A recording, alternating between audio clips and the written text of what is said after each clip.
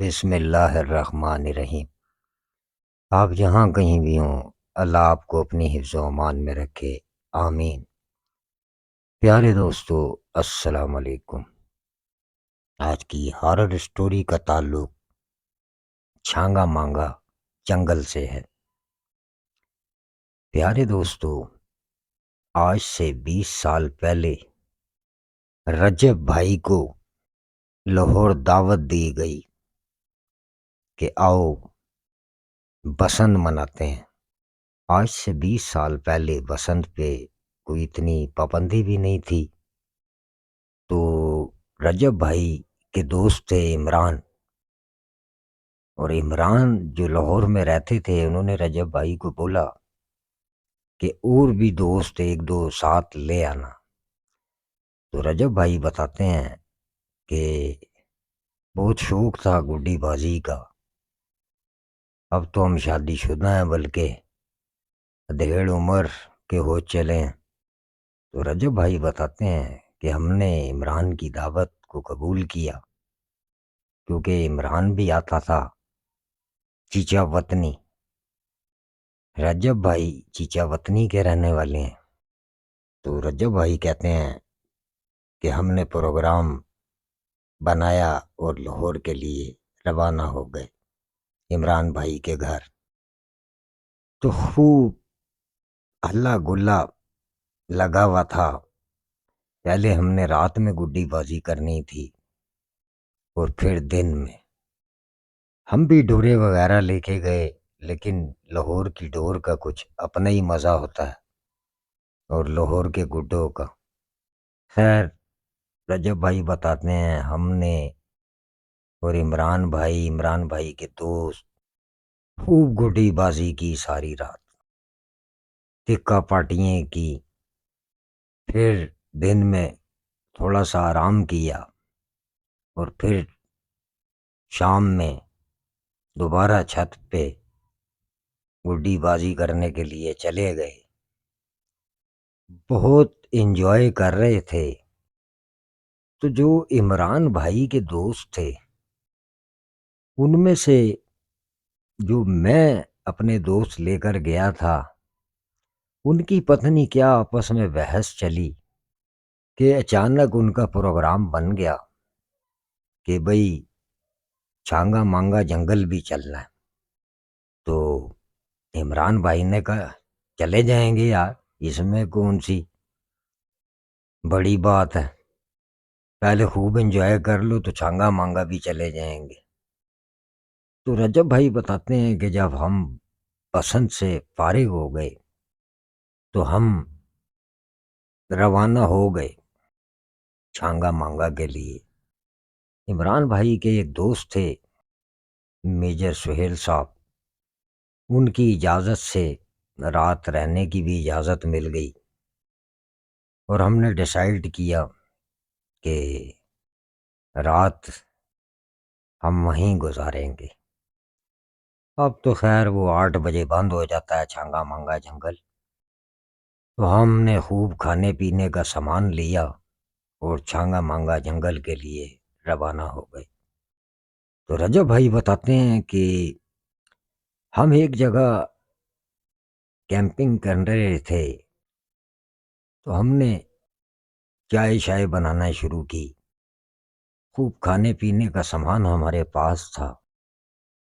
تو رات میں جہاں ہم نے اپنا وہ ٹینٹ لگایا ہوا تھا، اس ٹینٹ کے باہر تقریباً رات 1 بجے کا ٹائم ہوگا، ایسی آوازیں آنا شروع ہوئیں جیسے باہر سے کوئی ہمارے ٹینٹ کے پاس سے ایک نہیں کافی زیادہ لوگ گزر رہے ہیں۔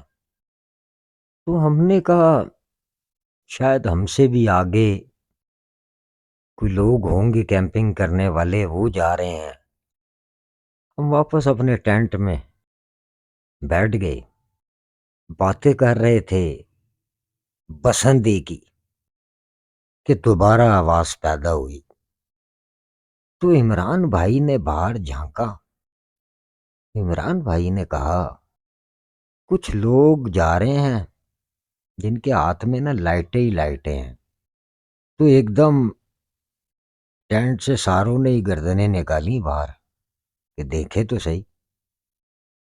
تو دیکھا تو واقعی کوئی 20-25 لوگ سر پہ سفید ٹوپیاں جیسی، اور ان ٹوپیوں کے اوپر جیسے لائٹ چمک رہی ہو.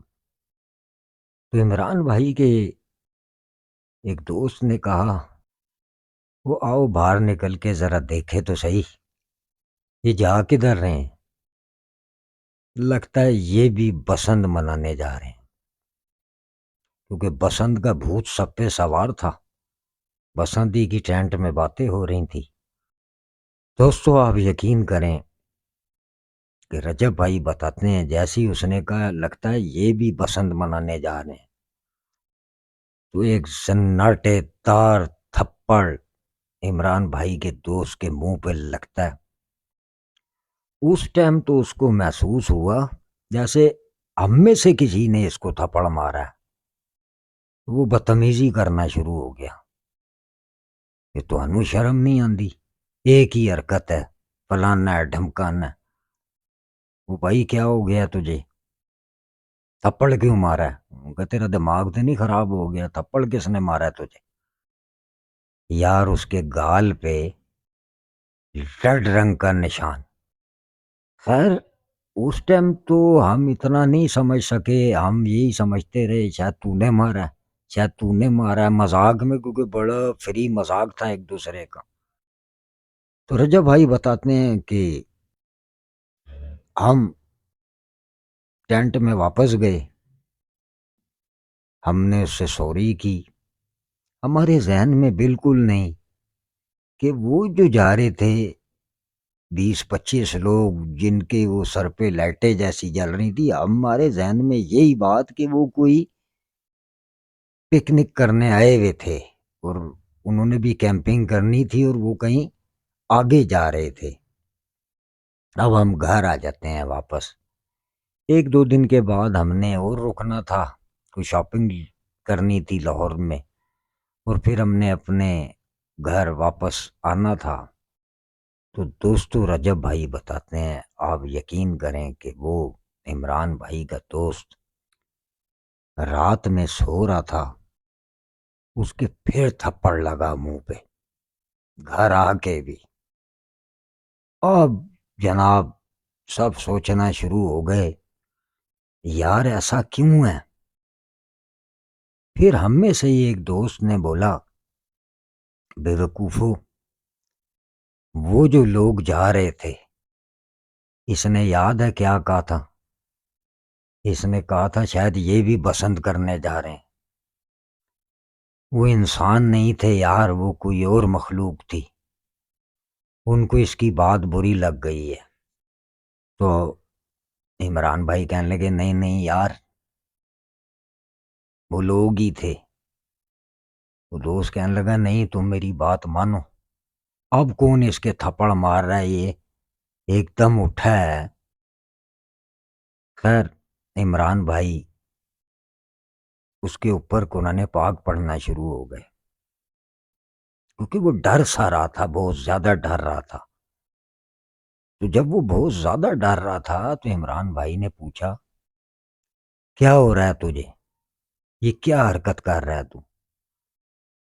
وہ کہنے لگا عمران بھائی جب میں آنکھیں بند کرتا ہوں وہی جو 20-25 لوگ جن کے سر پہ وہ لائٹیں سی جل رہی تھی وہ میری آنکھوں میں آ جاتے ہیں جیسے مجھے مار رہے ہیں. خیر دوستو ہم 1-2 دن اور رہے. عمران بھائی نے کہا کہ اسے تو میں ابھی نہیں جانے دیتا، اس کی طبیعت ٹھیک ہوگی. بعد میں ہم نے پوچھا عمران بھائی سے، عمران بھائی کہنے لگے یار تمہارے جانے کے بعد 1-2 دن اور اس نے ایسی حرکت کی تھی. خیر ہم نے اس سے معافی شافی منگوائی اور میں قرآن پاک پڑھتا رہا اس پہ. بہرحال ٹھیک تھا، پھر تو نہیں کوئی میرے گھر حرکت کی. تو دوستو اس کہانی سے ہمیں ایک سبق ملتا ہے، چھانگا مانگا جنگل کی یہ کہانی، کہ دیکھیں گزر تو کہیں بھی ہو سکتا ہے، پہاڑ ہو، دریا ہوں، جنگل ہو، اور کوئی بھی مخلوق گزر سکتی ہے۔ تو وہ ہو سکتا ہے جنات جا رہے ہوں، اس نے مذاق اڑایا ہو۔ تو دوستو، اس کہانی سے ہمیں یہ سبق ملتا ہے کہ کیمپنگ وغیرہ کا یا پکنک وغیرہ کا لڑکوں کو اکثر بہت شوق ہوتا ہے۔ کچھ دریاؤں پہ جاتے ہیں، شکاروں پہ جاتے ہیں، کچھ پہاڑوں پہ جاتے ہیں، کچھ برف کے پہاڑوں پہ جاتے ہیں۔ تو ہمارا مشورہ یہی ہے کہ کبھی بھی کوئی ایسی چیز نظر آئے، جیسے اس اسٹوری میں ہے کہ ان کے سر پہ لائٹیں جل رہی تھی، کبھی بھی مذاق نہیں اڑانا چاہیے۔ وہ بھی اللہ کی مخلوق اس زمین پہ رہتے ہی ہے، ان کے بھی گزر بسر ہوتے ہیں، ان کی بھی شادیاں ہیں، ماتم ہیں، تو کبھی بھی ایسی حرکت نہیں کرنی چاہیے۔ تو ہمیں بھی یہی لگتا ہے جس لڑکے سے وہاں کوئی ایسی حرکت ہوئی ہے، مذاق اس نے اڑایا ان چیزوں کا، جو بھی تھے وہ، یہ تو اللہ کی ذات جانتی ہے، تو ایسا نہیں کرنا چاہیے۔ دوستو، ہارر اسٹوری وتھ بابا کے چینل کو سبسکرائب کریں، شیئر کیا کریں، لائک کریں، کمنٹس میں بتایا کریں آپ کو بابا کی اسٹوریاں کیسی لگیں۔ اللہ حافظ۔